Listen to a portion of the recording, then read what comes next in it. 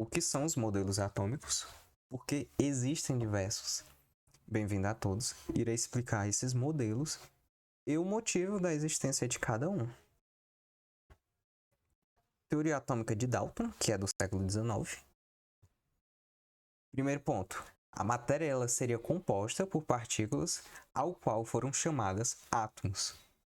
Segundo, os átomos de um mesmo elemento são iguais. Terceiro, não é possível transformar um átomo de um elemento para outro, pois átomos não são criados ou desfeitos durante reações químicas. Quarto e último, compostos são constituídos por átomos de diferentes elementos que se ligam entre si, mantendo as quantidades entre reagentes e produtos iguais. O modelo bola de bilhar, que foi do Dalton, pois considera o átomo como uma esfera indivisível.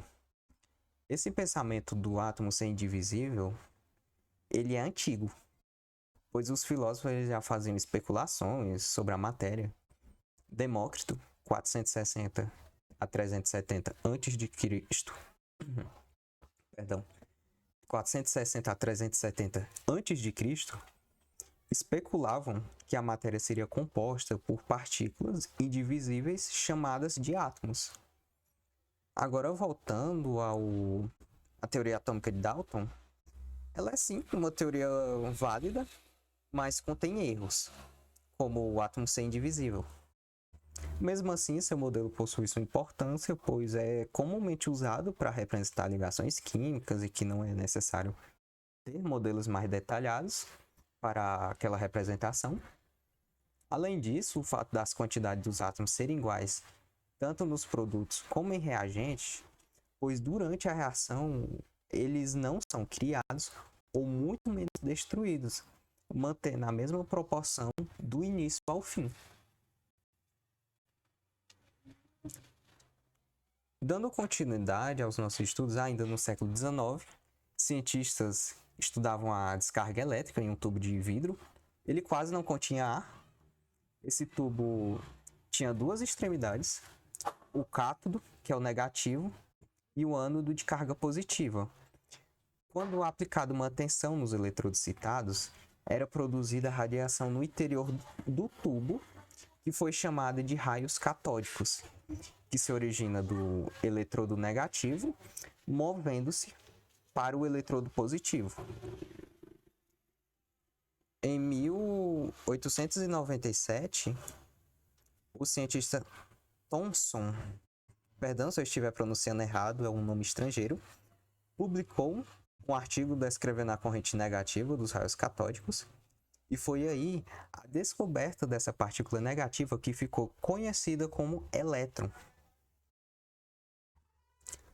No século XIX, Thomson propôs um modelo atômico e que o átomo ele seria uma esfera positiva, com elétrons espalhados por toda a sua superfície, sendo chamado de pudim de ameixas ou também pudim de passas.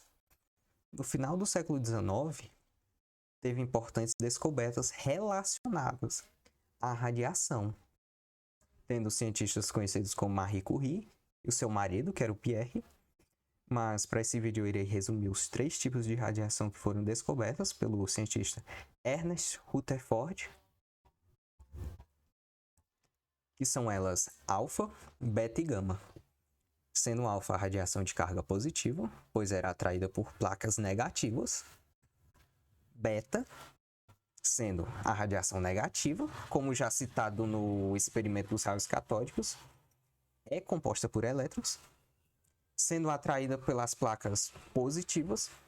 Por fim, a radiação gama, que ela não possui carga, são ondas eletromagnéticas. Em 1910, ele estudava ocorridos de um determinado experimento, ou seja, o Ernest Rutherford, em que uma fina lâmina de ouro era bombardeada com a radiação alfa, ou seja, a radiação de carga positiva, mas tinha um fato intrigante no experimento.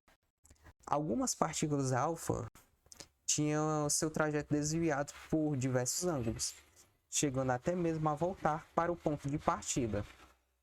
ocorrido deixou a dúvida como é que as partículas estão sendo desviadas, já que o átomo possui elétrons espalhados por toda a sua superfície.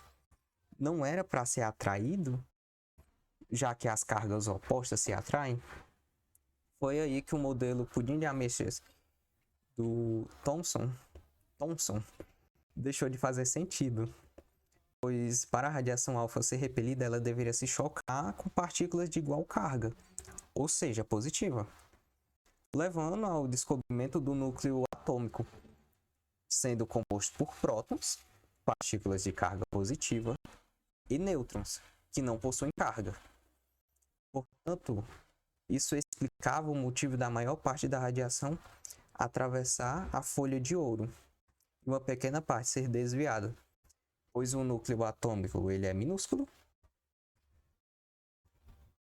sendo assim as partículas radioativas em maior quantidade passando pelo espaço vazio do átomo, enquanto algumas chegavam a se chocar com o núcleo, sendo ricocheteadas.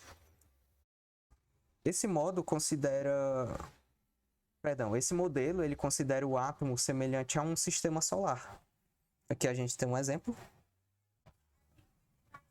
Antes de dar continuidade à aula, você quer ter material de estudos de química, mas não sabe qual adquirir? Aqui abaixo deixei 2 links de livros que indico para seus estudos. Dito isso, vamos voltar para a aula. Por último, modelo de Bohr. Bohr sugeriu que as órbitas dos átomos, que são os locais de trajetória dos elétrons, seriam circulares. As órbitas seriam camadas do átomo, e por enquanto eu não vou me aprofundar nessa parte, pois ela merece uma aula só para ela, mas eu vou explicar o essencial para o entendimento. Essas órbitas foram chamadas de N, isso, a letra N minúscula, enquanto, por exemplo, N1 seria de menor energia que N3, ou superior de maior energia. N1 está mais próximo ao núcleo e N3 está mais distante. Sendo assim, seus estudos revelaram que os átomos emitiam luz. Aí você se questiona como assim átomo emite luz? O fóton, que são as partículas que estão presentes na luz, quando entra em contato com determinado átomo, seus elétrons os absorvem. Após isso ocorrer, elétrons saltam para órbitas mais energéticas. Por exemplo, se um elétron está na órbita menos energética, N1, após absorver o fóton, ele poderia saltar para N3. E ao voltar à órbita de menor energia, por exemplo, ele está no N3, e ele volta para N1, esses elétrons eles emitem luz, liberando a energia que foi absorvida anteriormente. Eu vou ficando por aqui. Deixa o like para a plataforma sugerir meu vídeo e atingir mais usuários, e se inscreva para não perder os próximos vídeos. Obrigado a todos. Até mais.